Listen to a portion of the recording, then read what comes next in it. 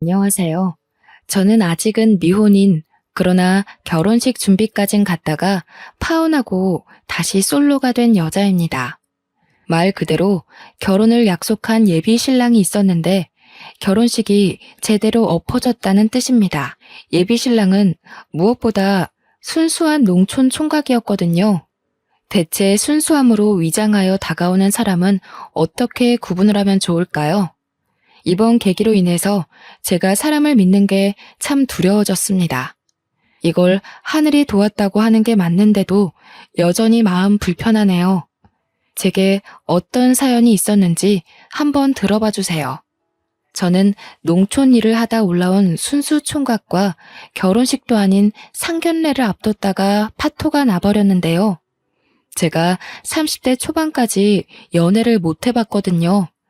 그 이유가 집에 있는 걸 좋아하기도 했고, 재택근무를 하는 탓에 더 집에만 있게 된 것도 있었고, 말 그대로 집순이의 정석이었기 때문입니다.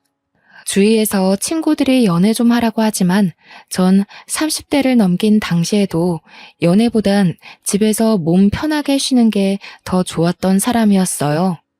연애를 해보지 않아서 연애가 좋은지 모른다는 친구도 있었는데 그 말도 일리가 있어서 친구들이 주선해주는 소개팅을 몇 번 나가보았으나 결국 어색함과 불편함을 이기지 못하고 또다시 집순이가 되길 반복한 삶을 살았어요.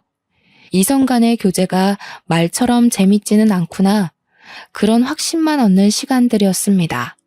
그러나 30대 중반을 넘기니까 희한할 정도로 설명이 안 되는 외로움이 찾아오는 겁니다. 30대 초반까지만 해도 외로움을 이길 만큼 저만의 시간이 중요했는데 나이가 들수록 제 시간을 가져도 채워지지 않는 무언가가 있더라고요. 이게 바로 외로움의 증가인가 싶은 생각이 들어서 저도 사람들이랑 어울려 놀아야 하나 고민하게 되었어요.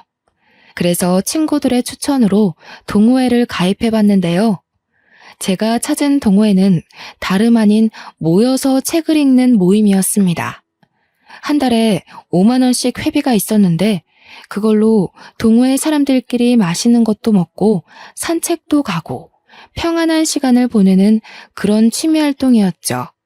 역시나 살짝 귀찮은 부분이 있었지만 그래도 이전처럼 외로움은 덜어진 듯해서 꾸준히 다녔습니다. 거기서 만난 총각 하나가 있는데 그 남자가 바로 저와 결혼까지 갈 뻔했던 예비 신랑이었어요. 동호회 하다 보면 사람들이랑 친해지고 책 감상에 대한 의견을 나누면서 서로의 성향에 대해 알아가고 하는데 그렇게 친해진 예비 신랑과 의외로 대화를 많이 할 기회가 있었습니다. 예비 신랑은 저처럼 집에 있는 걸 좋아하고 시끄러운 장소나 사람 많은 곳을 꺼린다고 하더라고요. 공감대 때문인지 저는 오랜만에 마음을 놓고 얘기를 터놓을 수 있는 친구를 만난 것처럼 신이 나서 대화에 적극적인 태도를 취했습니다. 공통점이 많다는 이유만으로 오랜 친구와는 또 다른 편안함이 생기더군요. 게다가 예비 신랑 나이도 저보다 한 살밖에 많지 않아서 더 친구같이 느껴졌어요. 예비 신랑 얘기를 들어보니 예비 신랑은 농촌에서 쭉 지내왔는데 과거에 서울에 간 친구가 자신을 서울로 초대해서 몇 번 데리고 놀아줬다고 해요. 그전까지는 서울이라 하면 마냥 시끄럽고 어지럽다는 편견 때문에 발길을 안 했었는데 친구 덕분에 그런 고정관념을 떨쳐냈다고 하는 거 있죠. 그러면서 서울에 관심을 갖게 되었고 자기 또래들이 어울려서 이것저것 겪는 문화생활들이 점차 궁금해졌대요. 그래서 이 동호회도 관심 가지고 찾다 보니까 호기심이 생겨서 들게 되었다고 합니다. 그럼 어떤 일 하고 계세요? 여태 농촌에 계셨으면 농사일 하셨던 거예요? 모임을 매번 참석하시는 것 같던데 하시는 일에 무리 안 가나 싶어서요. 아, 예. 제가 부모님이랑 같이 일구는 논이 작게 있는데 유통업체가 많아서 돈 걱정은 크게 안 하고 살아요. 제가 서울 구경 좀 하고 오겠다니까 부모님께서 흔쾌히 허락해 주시더라고요. 아, 제가 농촌에 대해선 전혀 모르거든요. TV에서 드라마나 다큐로 본 게 달아서. 어쩐지 여유가 있어 보이셨어요. 다 뒷받침해주는 힘이 있어서 그랬던 거구나.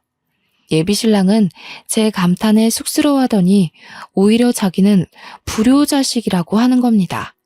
이유를 물어봤더니 어릴 때부터 지금까지 논리를 부모님과 자기 셋이서 일구고 있다며 다른 자식들은 자기 나이에 진작 부모님 용돈 드리면서 쉬게 해줄 텐데 그러지 못해 미안한 사정이라고 하는 거 있죠. 그 마음 자체가 이미 효심 깊은 자식이라고 느껴져 저도 모르게 예비 신랑의 자책에 잔소리를 얹고 말았습니다. 요즘 원수 같은 자식이 얼마나 많은데 그런 소리를 하세요. 요즘이야말로 기용 씨만큼 부모 생각하는 자식 드물어요. 저만 해도 부모님한테 안부 연락 못한 지 한 달이나 됐는걸요. 예비 신랑이 서슴없이 자기 가정사를 얘기해 주니까 저도 자연스레 가정사를 얘기하게 되었는데요. 저희 집 부모님은 아빠가 애국심이 깊어서 군장교로 일하신 분이세요. 지금은 정년퇴직하여 연금을 받고 노후를 즐기고 있는데 건물 하나를 매입해서 거기서 세를 받으며 소소한 용돈벌이를 하고 있다고 말해주었습니다. 그랬더니 예비 신랑이 저더러 건물주 딸이냐고 제가 감탄해줬던 것처럼 똑같이 놀려서 한참 히히덕거리며 웃었던 기억이 납니다. 그 정도로 단기간에 친해진 거였죠. 그렇게 깊어진 인연은 어느새 연인으로 발전하게 되었고 예비 신랑은 저와 연애를 하면서도 늘 연애 초반처럼 쑥스러움이 많았습니다.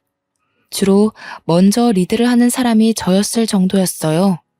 예비 신랑이 내외를 한다기보단 저에 대한 배려가 너무 커서 손 한 번 잡는데도 굉장한 용기를 갖고서 물어보더라고요. 한 번은 데이트를 하다가 집까지 데려다준 예비 신랑이 작별 인사를 고했는데도 어물쩡거리며 발걸음을 돌리지 않는 겁니다. 얼마나 꾸물거렸으면 되레 제가 예비 신랑이 원하는 의미를 눈치채버렸지 뭡니까? 기용씨, 나 같은 여자 아니면 연애 어떻게 하려고 했대요? 이래서 결혼은 할 수 있으려나 모르겠네. 그냥 남자답게 한 번 안아달라고 해요. 미안해요. 제가 좀 쑥맥이라서 혹시라도 애정씨한테 피해될까봐. 그럼 한 번만 안아봐도 될까요? 예비 신랑은 제게 취향이란 것이 있는 줄도 몰랐는데 깨닫게 해준 남자입니다. 연애를 한 달 지속했을 때쯤 친구들에게 연락으로만 연애 사실을 알렸었는데요.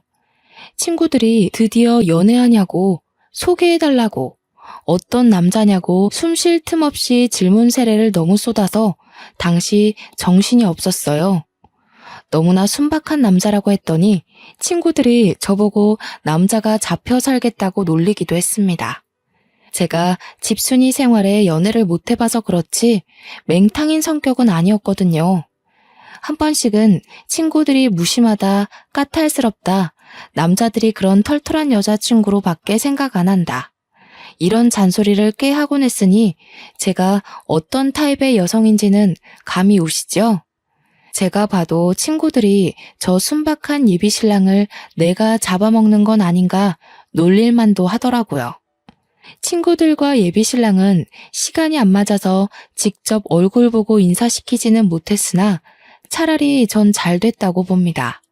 제 친구들 또한 성화가 얌전한 타입은 아니기에 아마 예비 신랑이 제 친구들을 마주했다면 기가 다 빨렸을지도 모를 일이었으니까요.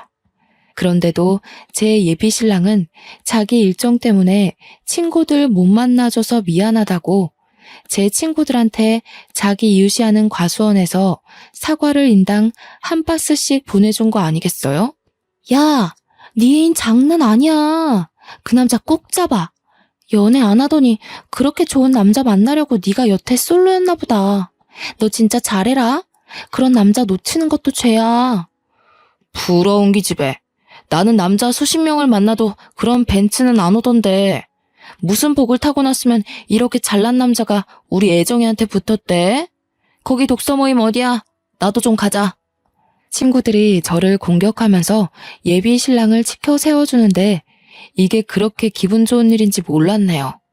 예비 신랑한테 뭘 그렇게까지 했냐고 한 소리 하긴 했지만 고마운 건 사실이었기에 저는 정말 이 남자를 놓치면 안 되겠다고 마음먹었습니다. 그 뒤로 저는 더 예비 신랑에게 적극적으로 진심을 드러냈죠. 그렇게 깊어진 사이는 나날이 더 발전하여 끝내 양가 어른께 인사를 올릴 약속까지 잡게 되었습니다. 연애를 한 지 반개월 만에 결정된 일이었죠. 저는 예비 신랑 덕분에 농촌이란 곳에 난생 처음 구경을 갈 수 있었는데 제 눈에 들어오는 모든 전경이 마치 옛날 드라마인 전원일기를 보는 듯한 하더라고요. 드라마 속을 걷고 있는 기분이 들어 즐거웠고 또 농촌이 주는 잔잔하고 편안한 분위기는 제 감정을 들뜨게 만들기 충분했습니다. 그리고 예비 신랑이 자기가 일하는 곳이라며 보여준 눈은 정말 제가 살면서 볼 수나 있을까 싶을 만큼 큰 땅이었어요. 기용 씨, 이건 그냥 작은 땅이 아니잖아요. 지난번에 저한테 소소한 땅덩어리라고 하지 않았어요? 이 정도면 10,000평은 될 것 같은데요. 아, 초면이기도 했고 정말 별거 아닌데 자랑식으로 들릴까봐 그랬어요. 10,000평 조금 넘는 거 맞아요. 많은 유통업체랑 계약을 하려면 이 정도 땅은 되어야 되거든요. 당시 예비 신랑의 겸손과 민망해서 저를 제대로 못 쳐다보는 순수함에 또 한 번 마음이 흔들렸습니다. 원래부터 그게 참 매력인 사람이었어요. 상견례차 인사를 드리기 위해 찾아왔지만 예비 신랑의 고향을 진작 와보지 못한 것이 아쉽기까지 하더라니까요. 또 결혼에 대한 생각이 없던 제게 결혼을 마음먹게 해준 남자가 이렇게 순하고 착한 남자라서 얼마나 1000번 만번 안도를 했는지 몰라요. 그렇게 예비 신랑 부모님을 뵈러 집을 방문했는데 집은 서울만큼은 아니었으나 그렇다고 막 초가집 같고 그렇지는 않았습니다. 조금 보안이 부실한 주택 같은 느낌이었어요. 보안이 이렇게 부실해도 도둑 한 번 들은 적 없다면서 예비 신랑은 그저 허허 웃기만 하더군요. 저는 이 동네 사람들을 일일이 만나보지 않아도 이미지가 훤히 보이는 듯 했습니다. 대부분 예비 신랑처럼 인정 많고 겸손할 게 분명하겠죠. 예비 신랑에게 놀랄 일은 이뿐만이 아니었는데요. 알고 보니 예비 신랑이 이 촌동네 이장님의 아들이었던 거 있죠. 어쩐지 예비 신랑 고향집이 유독 여태 지나쳐온 곳들보단 멀끔해 보인다 싶었어요. 나름 예비 신랑과 대화를 많이 해서 꽤 많이 알고 있다고 생각했는데 여전히 놀랄 일이 있다는 것이 또 매력으로 다가오더라고요. 왜 진작 말 안 해줬는지는 서운하지 않았습니다. 예비 신랑 성격이 워낙 나서서 발설하는 타입이 아닌 걸 알기에 이해하기 때문이죠. 예비 시부모는 저더러 서울에서 온 귀한 손님이라고 정말 중요한 사람 취급을 해주었는데요. 거기서 저는 친정 부모한테도 못 받아본 관심과 애정을 한가득 받았습니다. 서울 사람들은 이렇게 때깔부터가 다르더라. 아가씨, 밥은 먹었소? 이런 걸 먹을지는 모르겠는데 내 나름 읍에 가서 오리고기 좀 사왔어요. 에이? 오리고기를 사왔어? 내가 소고기로 하자고 했잖아. 서울 사람들은 그런 냄새 나는 음식 안 먹을 텐데. 아니에요, 아버님. 저 오리고기 제일 좋아해요. 어머님, 제 준비하는 거 도와드릴게요. 채소부터 씻으면 될까요? 혹시 이 채소도 직접 키우신 거예요? 그래요. 그거 우리 바깥 양반이 직접 키운 건데 실하고 맛나요.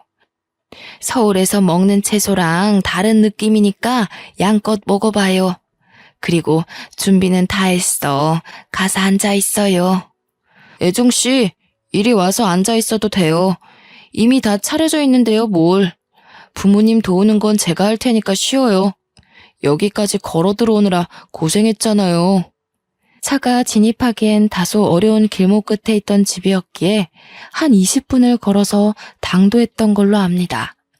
걸어오는 내내 예비 신랑과 대화도 하고 농촌 전경도 마음껏 구경할 수 있어서 좋았는데도 예비 신랑은 제게 계속 미안해 하더라고요. 괜히 집에서 쉬는 거 좋아한다는 얘기를 했었나 봐요. 저도 나름 걸을 때는 걷는 사람인데 저를 마치 공주마마 취급하는 예비 신랑이 황당하고 재밌기만 했습니다. 예비 시부모와 저녁 한 끼만 했는데도 벌써 시댁과 한층 가까워진 기분이었어요. 시골 인정이 좋다는 말도 다 옛말이라고 들었는데 제가 느낀 분위기는 분명 시골 정이 어느 정도 묻어난 느낌이었습니다. 초면인데도 하룻밤 자고 오고 싶을 만큼 마음이 편했던 시간이었다는 거죠. 예비 시부모와 무사히 인사를 나누고 왔다면 그만 안심해도 될 법한데 저는 오히려 긴장이 솟구치더라고요. 친정 분위기는 예비 시댁만큼 따뜻하지 않거든요. 부모님이 제게 무심한 것이 아니라 저희 가족은 서로의 삶을 존중하기 때문에 평소에도 부모건 자식이건 굳이 먼저 연락이나 안부를 잘 묻지 않아요. 저 또한 친정을 오랜만에 찾는 건데 예비 신랑까지 데리고 가려니까 걱정될 수밖에 없었습니다. 그렇게 다복한 가정에서 지냈을 예비 신랑이 다소 삭막한 저희 부모님한테 상처라도 받을까봐 염려되었어요. 아니나 다를까 친정 부모에게 드리러 갈 때는 집이 아닌 웬 절에서 약속을 잡았는데요. 친정엄마는 전업주부인데 예전부터 꾸준히 절에 다니고 있었고 석가탄신일엔 그 절에 가서 행사를 도울 만큼 스님과 친분이 있기도 했습니다. 아주 어릴 때 엄마 따라 절에 한번 가봤는데 그 절이 워낙 작고 볼품없어서 당시 제가 갔을 때도 이런 게 석가탄신일 기념인가 싶을 만큼 사람이 없었어요. 제가 신경 쓸 일은 아니지만 손님도 안 오는데 부지런히 행사를 하는 것도 제 기준에서 이해가 되질 않았습니다. 어쨌든 아빠도 요즘 적적한 하루를 달래기 위해서 엄마 따라 절에 드나들고 있었으니 저희까지 절로 부르더라고요. 집에 있는 시간보다 절에 있는 시간이 많다면서 예비 신랑을 절로 데려오라고 했어요. 그냥 동네 산중턱에 있는 아주 조그마한 절이었는데 어릴 때 가보고 그날 두 번째로 가보는 그곳은 여전히 제 눈에 절로 안 보이는 허름한 곳이었습니다. 또 결혼 인사를 그런 절에 가서 드린다는 것도 못마땅했고 예비 신랑에게 미안했어요. 우리 부모님이 신실한 건 아닌데 그냥 습관처럼 절에 다녀요. 여기까지 오게 해서 미안해요. 집에서 약속 잡으려고 했는데 요즘 절 시공 때문에 부모님이 두 분 다 절에 살다시피 지내고 있거든요. 미안하긴요. 저희 부모님도 종교 있어서 그런 거에 대한 거부감은 전혀 없어요. 촌 공기도 좋은데 산 공기도 만만치 않게 좋기만 한걸요. 제 걱정은 안 해도 돼요. 어쩜 한순간도 밉보일 만한 말을 안 하는 건지 모르겠네요. 예비 신랑은 오히려 제가 험한 산길에서 발이라도 삐끗할까봐 그거 걱정하느라 내내 뒤에서 살펴주기만 했습니다. 정말 제가 걱정하고 있던 부분에 대해선 전혀 개의치 않아 보였어요. 아마 절 한 켠의 빈방에서 결혼 허락을 받는 사람은 저밖에 없지 않나 싶습니다. 저는 예비 신랑과 함께 친정 부모가 기다리고 있는 방으로 들어갔습니다. 부모님께 인사를 먼저 올리던 와중 그 사이에 스님 한 분이 들어오시더라고요. 엄마는 신경 쓰지 말라고 했으나 누가 봐도 그 스님이 예비 신랑을 살피는 눈치였어요. 눈치 없는 제가 느꼈을 정도면 예비 신랑 또한 알아차렸을 텐데 이건 환대를 하는 분위기가 아니잖아요. 저도 기분 상하는데 예비 신랑은 오죽했을까 싶더군요. 딸애한테 독서 모임에서 만났다는 말은 들었어요. 나이가 꽤 되는 것 같은데 아직 결혼을 안 하고 있었던 이유가 있을까요? 실례되는 질문이려나? 실례는요.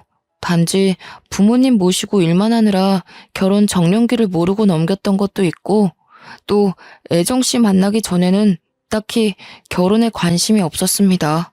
부모님께서 한 번씩 선자리를 알아봐 주기도 했는데 억지스러운 만남 때문인지 마음이 잘 안 가더라고요. 그럼 현재도 논일을 하고 있는 겁니까? 구체적으로 어떤 일을 어떻게 하는지 듣고 싶네요. 적어도 제 딸애가 어떤 일하는 사람한테 시집을 가는지는 알고 있어야 된다고 보거든요. 좀 무례하더라도 이해해줘요. 그럼요. 요즘 결혼해서 딸 시집 보내는 것만큼 제대로 알아봐야 되는 게 없잖아요. 저는 20년간 부모님과 같이 벼농사하면서 농수산식품 업체에 유통을 하는 일을 하고 있습니다.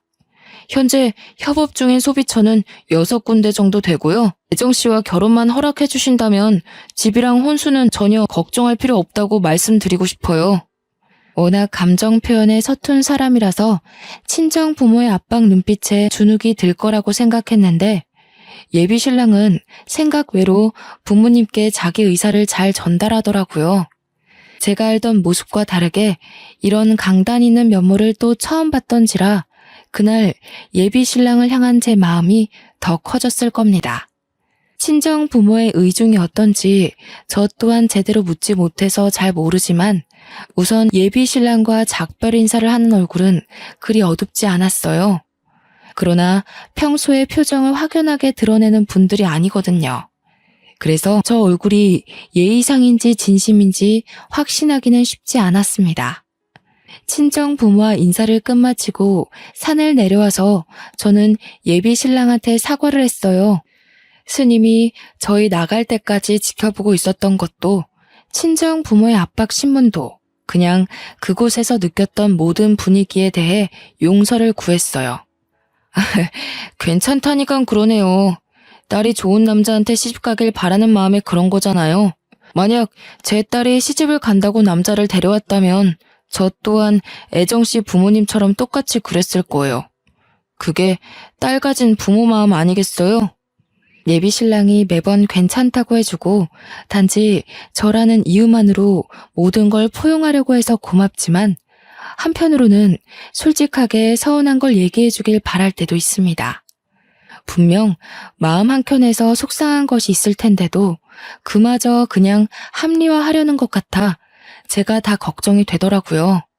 저한테는 밝히지 않지만 분명 속상했을 예비 신랑을 위해서 제가 할 수 있는 일은 친정 부모님의 솔직한 인정밖에 없다고 생각했습니다.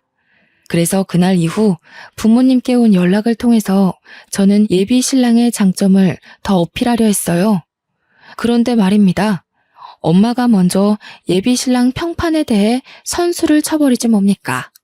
스님이 조상부터 대대로 관상 공부를 해오셨던 분이야. 아무래도 그 남자랑 그만 갈라서는 게 좋겠구나. 스님 말로는 그 남자 인상이 사기꾼 상이래. 뭐? 엄마 아빠 생각해서 한우까지 사들고 간 사람한테 너무한 거 아니야? 그 스님이 뭘 한다고 기웅 씨를 함부로 판단해. 기웅 씨, 그 스님보다 내가 더 잘 알아. 관상 그런 거 다 미신인 거 몰라? 들어서 나쁠 거 있어? 그 총각 관상이 그렇다는데 어쩌겠어. 시간 두고 차차 정리해라. 안 좋다는 걸 굳이 끼고 살 필요는 없잖아. 너희 아빠랑 이미 말 끝난 일이니까 결혼은 없던 걸로 하는 게 좋겠다. 싫어. 나 원래 결혼 안 하고 쭉 독거 노인으로 살 생각이었는데 나한테 새로운 삶을 알게 해준 사람이야. 어떻게 그런 소중한 인연을 무자르듯 뚝 끊어내겠어? 엄마 아빠도 결혼했잖아. 나도 결혼해서 애 낳고 잘 살 거야. 누가 결혼하지 말라니? 그 총각이랑은 안 된다고. 다른 총각 찾아서 결혼해. 정 안 되겠으면 엄마가 스님 통해서 남자 하나 알아봐 줄게. 엄마, 그놈의 미신 좀 그만 믿으라고 했지. 엄마가 마음 기댈 때 필요해서 자꾸 쓸데없는 것에 눈 돌리는 거 알겠는데 나한테까지 이상한 미신 강요하지 마. 고작 그런 걸로 내 결혼 반대할 거면 차라리 우리끼리 식 올릴게. 그날은 사춘기 이후 엄마랑 처음으로 다툰 날이었습니다. 엄마한테 상처 주는 말을 좀 많이 했던 것 같아요. 그 순간 내가 선택한 남자가 거절당했다는 서운함과 더불어서 예비 신랑과 예비 시부모에게 받은 친절에 대한 미안함 때문에 욱해서 엄마한테 나쁘게 말해버렸네요. 현재는 제 인생에 손꼽을 정도로 후회가 되는 날이기도 합니다. 다 제 성견지명이 부족했던 탓이겠죠. 한동안 친정 부모한테서 문자 몇 번 왔는데 오는 연락들이 전부 그놈의 관상 타령이었습니다. 예비 신랑 만나지 말라는 연락만 계속 오더라고요. 부모님한테 문자를 이렇게 많이 받아보는 것도 학생 때 이후로 처음이었습니다. 엄마한테 막말한 건 미안했지만 그래도 끝까지 딸 마음은 고려하지 않는 부모님이 미웠어요. 자식 이기는 부모 없다는데 우리 부모님은 제가 절대 결혼 못하도록 혈안이 돼서 지켜봤습니다. 엄마가 특히 미신을 잘 믿는 사람인데요. 무당, 목사, 스님 가리지 않고 그런 사람들을 믿어요. 신을 모시는 존재들은 남다르다나 뭐라나. 여태 그런 엄마의 마음을 존중해주면서 터치하지 않았는데 그게 제 삶에 영향을 미치는 거라면 저는 갈등을 일으킬 수밖에 없다고 봅니다. 자식이라고 모두 부모가 가는 발자취를 따라가야 하는 건 아니잖아요. 저와 예비 신랑의 상견례는 저희 부모님 반대로 결국 미뤄졌습니다. 마음 같아선 부모님 몰래 결혼을 올리고 싶었지만 예비 신랑이 떳떳하지 못한 결혼은 하고 싶지 않다고 해서 어쩔 수 없이 보류하기로 선택했어요. 그도 그럴 것이 답도 없는 상태에서 만남을 한 해나 훌쩍 넘겨버렸는데요. 그제서야 예비 신랑이 불안감을 비추기 시작하더라고요. 여태 내내 괜찮다고만 했는데 도통 이대로는 안 될 것 같다는 생각을 드디어 느낀 것 같았죠. 우리 결혼 못하게 되면 어쩌지? 내가 자기 말고 다른 여자를 사랑할 수 있을지 모르겠는데 어떻게 방법이 없는 걸까? 그냥 우리 이대로 그만해야 되는 건 아닐까? 그만하긴 뭘 그만해. 우리가 여기까지 어떻게 기다렸는데. 무조건 결실 맺어야지. 내가 부모님이랑 연 끊을까? 우리 그냥 몰래 도망쳐서 외국 가서 살래? 그건 안 돼. 어떻게 천륜을 끊으면서까지 잘 살길 바라겠어. 그런 강 큰 짓은 절대 안 해. 그렇게 한다고 하더라도 결코 행복하지 못할 거야. 친정 부모의 허락이 없다면 이 결혼은 몰래 진행시키는 수밖에 없는데 예비 신랑은 꼭 정식으로 인정받으려고만 하더라고요. 그렇다면 저도 친정 부모와 다투는 건 진이 빠져서 더는 못하겠고 제가 할 수 있는 건 불안해하는 오직 예비 신랑을 지켜보는 것밖엔 없었습니다. 나중엔 제가 예비 신랑한테 미안함을 넘어서 연민까지 느끼고 있더군요. 지치지도 않는지 예비 신랑은 우리 부모님께 무조건 인정받겠다고 노력하는 착한 마음씨까지 보였습니다. 그런 예비 신랑은 저 또한 놓치고 싶지 않아서 저는 결국 최후의 수단으로 임신을 제안했어요. 그랬더니 예비 신랑이 아주 식겁하는 거 아니겠습니까? 이번에는 제가 부모님과 연을 끊겠다고 한 것보다 더 과한 반응이었습니다. 뭘 그렇게 놀라. 어차피 우리 결혼하게 될 거고 그럼 애도 가질 텐데. 혼전 임신을 하면 우리 부모님도 허락해주지 않겠어? 비록 억지로 허락을 받아내는 꼴이겠지만 그래도 이대로 계속 지내는 것보단 나을 거야. 말도 안 되는 소리 하지 마. 다 절차가 있는 건데 무슨 그런 말을 해. 그리고 나 혼전 순결이라고 했잖아. 애 생기면 두 분이 더 가만 안 있을 거야. 예비 신랑은 저와의 결혼은 재촉하면서도 도리가 아닌 방법은 절대 가려고 하지 않았습니다. 처음엔 그런 정직한 모습들이 좋았지만 나중엔 좀 답답하더라고요. 언제까지 연애만 할 수 있는 것도 아니고 결혼을 못할 거면 결국 우리는 헤어지는 길밖에 없었으니까요. 제가 그렇게 말을 해줬는데도 예비 신랑은 끝까지 자기 길만 고집했어요. 그렇게 저희는 또 기약 없이 결혼을 미루고만 있었는데 어느 날 예비 신랑이 제게 한 가지 제안을 하는 겁니다. 동거를 시작하자고 했어요. 그러면서 조건이 지킬 건 지키면서 말 그대로 동거만 하자고 하대요. 자기가 우리 부모님한테 잘 보이고 싶어도 서울이랑 농촌 사이에 거리가 너무 멀다 보니까 왔다 갔다가 힘들다면서 결혼 허락 떨어질 때까지만 제 집에 얹혀 지내면 안 되겠냐고 하더군요. 예비 신랑이 생각한 절차가 겨우 이런 건가 싶었지만 일단 방법이 없으니 뭐든 해보자는 식으로 허락을 했습니다. 사실 동거를 생각 안 해본 게 아닌데 예비 신랑이 좀 보수적인 것 같아서 차마 꺼내지 못한 제안이었었거든요. 먼저 동거 제안을 해주니까 그만큼 예비 신랑 마음이 상당히 조급하다는 것이 느껴지더라고요. 그렇게 저는 예비 신랑과 결혼 아닌 동거를 하기 시작했습니다. 우리의 동거는 정말 그냥 룸메이트나 다름없었어요. 커플처럼 꽁냥대긴 해도 고작 그게 다였고 잘 때는 각방을 썼죠. 제 집이 부모님이 매매해준 자가인데다가 혼자 살기엔 집이 좀 큰 편이었는데요. 그래서 사람 하나 더 있다고 문제될 건 없었지만 어째서 더 외롭게 느껴지는지 모르겠더군요. 어쨌든 동거를 시작한 뒤로 예비 신랑은 그렇게 우리 부모님을 몇 번이나 뵈러 갔다가 쫓겨나기를 반복했습니다. 예비 신랑이 받는 상처를 눈뜨고 지켜보는 저도 괴로워서 그만하라고 했더니 예비 신랑은 꿋꿋하게 그럴 수 없다면서 필요 이상의 끈질긴 모습을 보였어요. 해볼 만큼 해보고 포기해야 나중에 후회가 없지. 나도 마지막 지푸라기 잡는 심정으로 자존심 다 포기하고 애쓰는 거야. 그만큼 자기를 원하니까. 나랑 자기를 위해서면 이 정도는 아무것도 아니야. 예비 신랑마저 고집이 굳건하다 보니까 이젠 제 입장만 참 난처하더라고요. 친정 부모도 설득 못해 예비 신랑도 못 말려. 어쩌다 이런 기막힌 상황까지 와버렸는지 이 모습을 지켜만 봐야 하는 하루하루가 스트레스였습니다. 그런데 이때 끝까지 막아내지 못한 분화구가 결국 빵 터지고 마는 사고가 일어났습니다. 저는 만화가라서 집에서 발주받아 보내주는 일을 하는데요. 한날 제가 새벽 늦게까지 일하다가 오후까지 잠을 잔 적이 있었습니다. 아무리 바빠도 예비 신랑과 아침을 먹기 위해서 눈을 뜨곤 했는데 그날따라 스트레스 때문인지 피로함이 배로 덮쳐오더라고요. 예비 신랑이 그걸 알고 일부러 저를 깨우지 않았나 봅니다. 해가 다져서 일어나 거실로 나갔더니 잠깐 외출한다는 쪽지만 남겨져 있더군요. 시간이 많이 늦었는데 또 혼자서 부모님을 만나러 간 것 같아 부모님한테 전화를 걸어봤습니다. 무슨 소리야? 안 왔는데?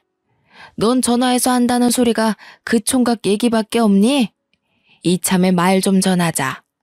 우린 너희 둘 결혼 허락할 생각 없으니까 제발 좀 그만 오라고 해. 듣자 하니 부모님은 예비 신랑의 행방을 전혀 모르는 눈치였어요. 예비 신랑한테 연락했는데도 연락이 안 돼요. 친정 부모를 찾아간 게 아니라면 도대체 아침부터 해가 진 시간까지 어디서 뭐 하는 거지? 궁금하더라고요. 계속 기다렸지만 예비 신랑은 다음날 아침이 될 때까지 결국 집에 들어오지 않았습니다. 애초에 짐을 들고 오지 않았기 때문에 예비 신랑이 사용하던 방은 한결같이 깨끗했는데요. 방을 살피다가 그냥 나가려는 그때 문득 침대 밑에 뭐가 비죽 나와 있는 것이 눈에 들었어요. 꺼내봤더니 다른 게 아니라 바로 제 통장인 겁니다. 그 통장은 제가 지난해에 다 쓰고 수납장 한 구석에 처박아뒀던 거예요. 대체 이게 왜 예비 신랑의 방에 있는 걸까요? 그때 왜 그런 촉이 들었는지 모르겠지만 저는 당장 통장을 모아놓은 수납장으로 갔습니다. 그것을 열었는데 역시 여자의 촉은 무시 못한다고 통장이랑 도장이 싹 사라지고 없는 거 아니겠습니까? 보고도 순간 내가 무슨 일을 당한 건지 몰랐어요. 발밑부터 차차 올라오는 불안감을 억누르며 침착하게 다시 예비 신랑한테 전화했습니다. 그러나 이젠 전화가 꺼져 있기까지 하네요. 그때까지도 제게 일말의 신뢰가 남아 있었는데요. 나중에 보니까 예비 신랑이 손댄 게 통장뿐만이 아닌 거 있죠. 부모님이 선물해준 명품 시계며 액세서리 등 비싼 것만 싹 사라졌더라고요. 명품도 명품이지만 저는 우선 없어진 통장 때문에 아침부터 은행을 찾아 계좌를 조회해봤습니다. 은행원으로부터 하나같이 전부 빈 통장이라는 말만 들었지 뭡니까? 그때서야 저는 머릿속이 탈탈 털리고 말았죠. 말 그래도 온전한 이성을 붙들고 있을 수가 없었어요. 도둑을 맞았잖아요. 다른 사람도 아니고 사랑하는 사람한테 발등을 찍혔잖아요. 가족보다 더 많이, 더 깊게 마음을 나눴던 사람입니다. 그런데 어떻게 하루아침에 이런 식으로 뒤통수를 칠 수가 있죠?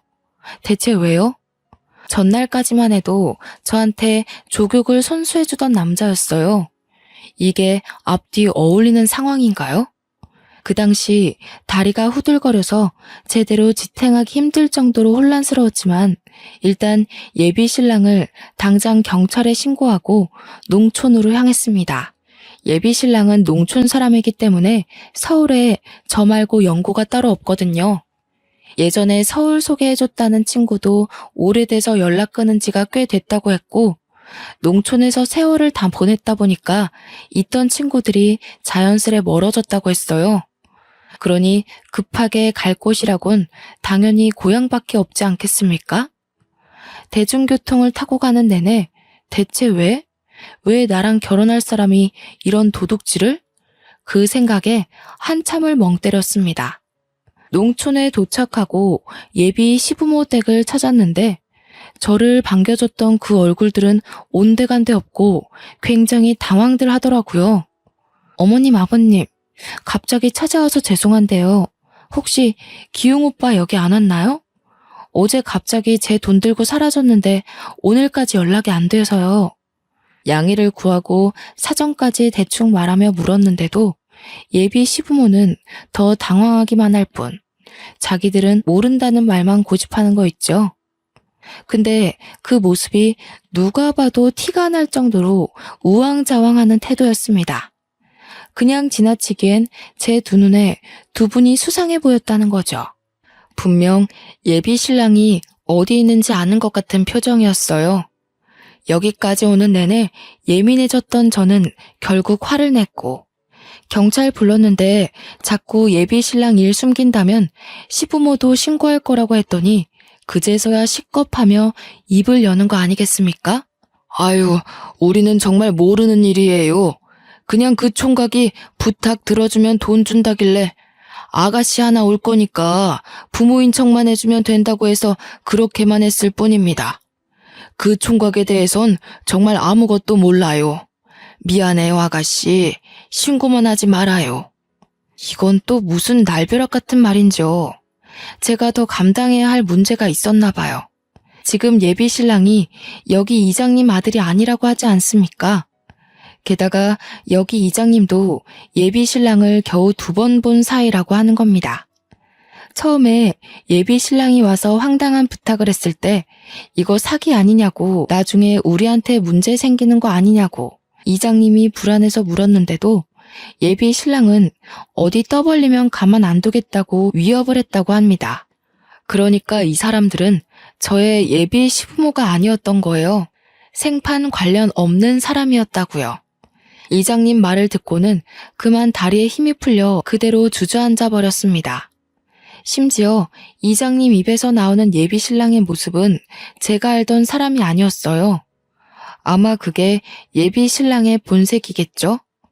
어떻게 1년이나 제게 본색을 숨길 수 있었는지 모르겠습니다.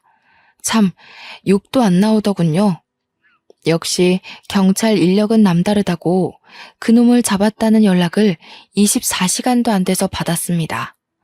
다시 서울로 간 저는 그곳에서 수갑을 차고 있는 예비 신랑을 마주했어요. 예비 신랑이 짜증 가득 난 얼굴로 저를 본체 만체 하더라고요. 그곳에 저는 당장 쫓아가 들고 있던 지갑으로 예비 신랑의 머리통을 후려쳤습니다. 뭐? 농촌? 벼농사? 어떻게 그런 말도 안 되는 사기를 칠 수가 있어? 자기 지금 내 재산 도둑질한 거야? 내 돈 훔치려고 나 만난 거였어? 대체 갑자기 왜 이런 짓을 해? 그러니까 네가 결혼을 빨리 해줬으면 이혼으로 깔끔하게 마무리됐을 거 아니야. 옷 같은 부모님 설득 못해서 그 쉬운 일 하나 진행 못 시키냐? 무슨 딸 자식이 자기 부모도 못 이겨서 찌그러져 있기만 해. 뭐라고? 그 말은 지금 날 이용하려고 만났다는 거니? 어떻게 나한테 이럴 수가 있어? 내가 자기를 얼마나 믿었는데, 엄마 아빠랑 싸우면서까지 자기 편만 들었는데 어떻게 이래? 네가 이런 짓을 저지르고도 사람이야? 아, 짜증나. 거의 다 왔는데 너처럼 질긴 여자는 처음이다. 무슨 결혼 문제를 1년씩이나 끌고 가는지. 나도 더는 못 참겠어서 너네 부모 재산 포기하고 네 재산만 건드린 거야. 네 친구들이랑 네 부모한테 선물만 퍼줬지 내가 받은 게 뭔데? 나도 피해자라고. 이런 버러지 같은 놈을 봤나. 너 내가 무슨 수를 써서라도 콩밥 먹일 거야. 나를 1년이나 속였다고? 내가 받은 상심 그대로 다 갚아줄 테니까 각오해. 어처구니 없는 논리를 당연한 듯 짓거리는 예비신랑에 충격이 잇따랐습니다. 그동안은 몰랐던 처음 보는 모습이었으니 쉽게 마음 정리가 되지 못했죠.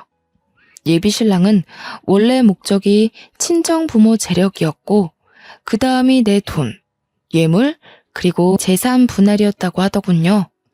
나중에 경찰이 더 알아보니까 결혼을 하게 되면 저한테 몰래 상간남을 붙여 소송한 뒤 그 돈까지 받아먹을 계획도 했다고 합니다.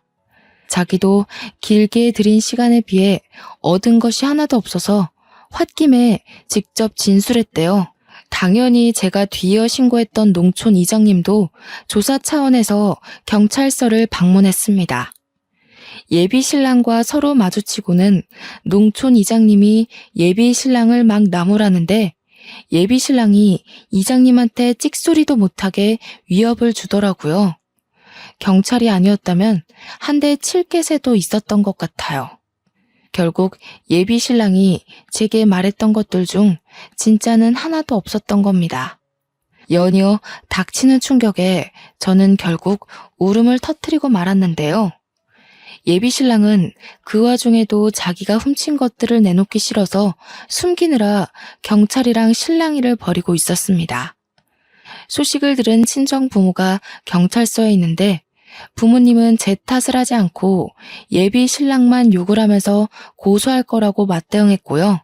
이제 보니 예비 신랑이 애 안 갖겠다고 한 것도 부모랑 영 끊지 말라고 말한 것도 전부 자기 발목 잡힐 일 만들기 싫어서였고 부모님 재력을 포기 못해서였던 거죠.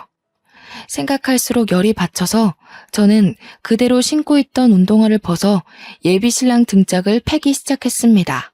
예비신랑은 묶여있어서 처맞기만 했는데 형사들도 저를 설렁설렁 대충 말리기만 할 뿐 죄질 나쁜 예비신랑이 실컷 맞도록 내버려두는 수준이었어요. 그 와중에 더 놀라웠던 건 예비신랑이 결혼 이후로 접근해서 돈을 뜯어낸 게 한두 사례가 아니라는 거 있죠. 그 기록을 찾은 형사말로는 남편이 6년 전 사기죄로 수배 중인 사람이라고도 했어요. 저는 결혼하기 전에 이 사실을 알게 되어 빨간 줄은 모면했지만 몇몇 여성은 이미 재산을 뜯기기도 했다네요. 그렇게 예비신랑은 바로 구속이 되었고 저는 그놈에게 빼앗길 뻔한 재산을 모두 돌려받았습니다. 예비신랑은 죄질이 워낙 폐악해서 아마 몇 년은 징역살이를 하고 나올 듯해요. 당시에는 모든 걸 잃은 기분이었지만 지나고 보니 제 결혼을 말려준 부모님께 너무 감사한 거 아니겠습니까? 저는 진심으로 고개 숙여 사죄했습니다. 내가 어리석은 탓이야. 바보같이 나이를 40 가까이나 먹어놓고 애 같은 실수나 저질렀어. 미안해 엄마 아빠. 버릇없이 군 거 정말 미안해요. 미안할 거 없어. 우리가 너한테 좀 더 지혜롭게 대처하는 방법을 알려주지 못한 탓도 있지. 자식 잘못이 곧 부모 잘못인걸. 그리고 엄마도 스님 아니었으면 그 총각 좋게 봤을 거야. 솔직히 태도나 인상은 나쁘지 않았거든. 우린 한 거 없어. 다 스님께서 앞 내다보는 능력이 좋으셨던 거지. 듣고 보니 스님의 덕도 있더라고요. 그래서 저는 스님께도 인사를 드리기 위해 부모님과 나란히 절을 찾았습니다. 올 때마다 불쾌했던 이곳이 처음으로 제 걸음을 편하게 만들어주더군요. 친정 부모가 먼저 자식 인생 구제해준 스님께 감사하여 보답을 해주고자 했는데 스님이 당연하게 한사코 거절을 했습니다. 저희 정말 큰일 날 뻔했어요. 다른 것도 아니고 제 딸 인생에 큰 은혜를 주신 분인데 저희가 어떻게 모른 척 받기만 하겠습니까? 제가 생각을 해봤는데 이 조그마한 절을 확장하면 어떨까 싶어요. 공간이 넓어지면 스님 생활도 편리해질 거고 저희도 공양하는 데에 좀 더 신경을 기울일 수 있을 것 같은데요. 스님은 다 허물어져 가는 절에서 홀로 계셨는데요. 아빠의 제안을 더는 거절하지 못해서 결국 수긍을 했습니다. 현재는 지역 사람들이 와서 공양을 하고 가는 대표 절로 자리매김해가는 중이에요. 그 덕을 스님은 잊지 않고 저희 부모님한테 또 베풀어주는 거 아니겠습니까? 어른들이 나누는 배려의 무한 굴레 속에서 저 또한 많은 걸 깨우쳤고 종종 절에 가서 만화를 그리다가 내려오기도 합니다. 그 장소가 그렇게 일 능력이 팍팍 오를 수가 없어요. 그 덕분에 최근 자주 절을 들락날락거렸는데요.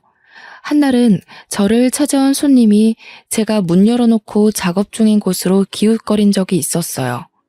그 남자가 제게 뜻밖의 관심을 보여주더라고요. 저는 과거에 전 남친한테 당한 게 있어서 더 이상 남자와의 미래는 생각지 않고 있었습니다. 그래서 외면하려고 했는데 알고 보니 그 남자가 스님의 조카라고 하는 거 아닙니까? 스님이 제가 본 뒤 결혼해서 잘 살 상이라면서 일부러 조카를 불렀다고 하는데 마음적으로 여유가 있으면 만나보라고 하는 거 있죠?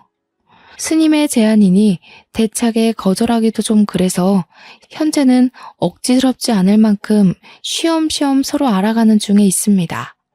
적어도 한 1, 2년은 섣부르지 않게 제대로 알아볼 생각이에요. 그래도 살면서 사기는 안 당하고 살 거라고 생각했는데 성격이 까탈스러우면 뭐합니까? 결국 콩깍지가 씌어지면 멍청이처럼 아무것도 못 보는데 말이죠. 저의 덜 떨어지는 성견지명 때문에 하마터면 제 부모님한테도 어마한 피해를 줄 뻔했잖아요. 지금도 충분히 부모님께 죄송한데 이보다 더한 잘못을 저질렀다면 어땠을까? 정말 상상만 해도 끔찍한 현실이었을 겁니다. 이래서 이성을 지배하는 감정의 움직임이 참 무서운 법이라고 하나 봐요. 앞으로는 사람 만나는 데서 정말 신중을 기울여야겠습니다. 누가 정답 좀 옆에서 알려주면 좋겠네요. 다들 저보다 현명하게 대인관계를 관리하실 거라고 봅니다. 부디 삶에서 사람에게 뒤통수 맞는 일은 없기를 간곡하게 기원하겠습니다. 지금까지 제 글 감상해 주셔서 감사합니다. 좋은 하루 되세요.